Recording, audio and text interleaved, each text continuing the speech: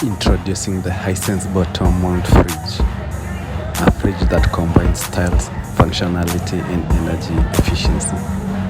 It is a 286 liters fridge, so it has ample storage space and innovative features. It is built to meet the needs of a modern lifestyle. Keep your food, fruits and vegetables fresh and organized with fridge, spacious interior and adjustable shelves for easy accessibility. It has easily adjustable temperature settings with electronic control system. The holiday power save function helps conserve energy while you are away, saving on electricity. Experience the future of refrigeration. Visit our shop today.